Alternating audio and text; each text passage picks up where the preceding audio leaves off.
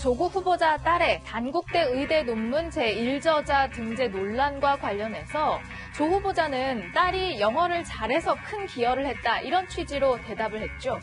한국당은 공익 제보를 받았다 이러면서 조 후보자 딸의 성적을 공개했고요. 민주당은 이를 문제 삼고 있습니다. 생활기록부에 나타난 한영외고 1학년, 2학년, 3학년 동안의 성적을 추가로 제보받았습니다. 영어 작문, 영어 독해 평가는 상당히 하위 등급입니다. 대부분 다 6등급, 7등급, 8등급 다 이해합니다. 유일하게 영어 회화는 4등급을 받은 적이 2번 있고 생활기록부를 공개한 이 행위는 명백한 인권 유린이고 또 위법한 행위일 수 있다는 점을 지적합니다. 1000가지 핑계를 대어도 또 10,000가지 이유를 달아도 인권 유린은 인권 유린입니다. 어떻게 취득한 것인지 분명히 밝히기 바랍니다. 그러니까 한국당은 영어를 잘했다지만 실은 영어 성적이 좋지 않았다는 주장을 하고 있는 건데 이 주장의 근거로 내세운 이 성적표, 이걸 어디에서 입수했느냐를 두고 맞붙은 겁니다. 한국당은 공익제보라고 주장하지만 민주당은 위법행위다 이렇게 말하는 건데요.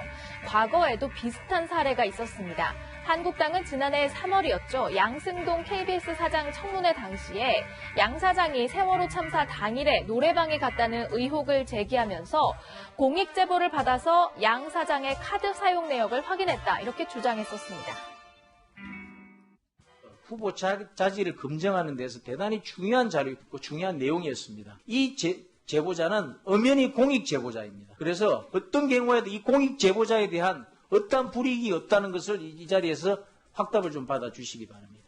법인카드는 지금 개인 실명으로 된 이제 법인카드지 않습니까? 그러니까 그것은 공개할 의무가 없는 겁니다. 공개돼서도 안 되는 거고요. 개인정보보호법을 심각하게 위반한 거라고 판단합니다.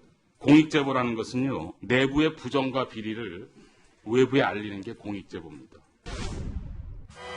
이 공익제보라는 게 무엇이냐를 놓고 당시에도 또 이번 생활기록부 문제를 두고도 여야의 생각이 좀 다른 것 같습니다. 주광덕 의원은 후보자의 검증은 공적 사안이며 후보자가 의혹에 대해서 변명을 제대로 못하고 있는 만큼 사실관계를 밝히기 위해서 자료를 확보하는 것이라고 주장하고 있습니다만 이번에 논란이 된 조 후보자 딸의 성적표가 과연 부정과 비리를 올바르게 폭로하기 위한 제대로 된 공익 제보인지 아닌지는 좀 더 곰곰이 생각해볼 대목인 것 같습니다. 조적조, 조국의 적은 조국 자신이다라는 뜻인데요.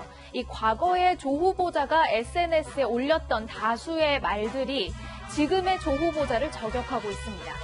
뿐만 아니라요. 지난 2일이었죠. 본인이 자청해서 가진 기자 간담회 그 자리에서도 마찬가지였습니다.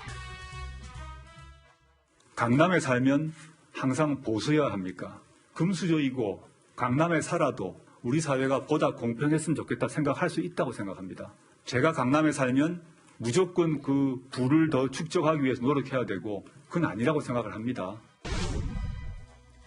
강남에 살면 부를 축적하기 위해 노력해야 하냐? 그건 아니다. 라고 했지만요.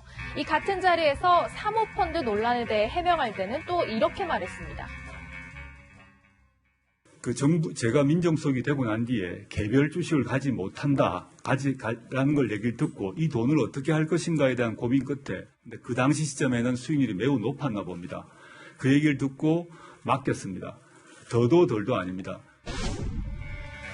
높은 수익률을 기대하고 돈을 맡겼다 이런 설명에 앞서 부를 축적해야만 하냐고 강변하던 모습이 또다시 조적조를 떠올리게 만드는데요. 야당에서는 이런 말도 나왔습니다. 국민들은 코미디 한 편을 보고 있는데 본인들은 멜로를 찍는다고 생각을 합니다. 조국 씨의 이렇게 조롱 섞인 말들은 지금 우리 국민들이 조국 씨에게 해주고 싶은 말입니다.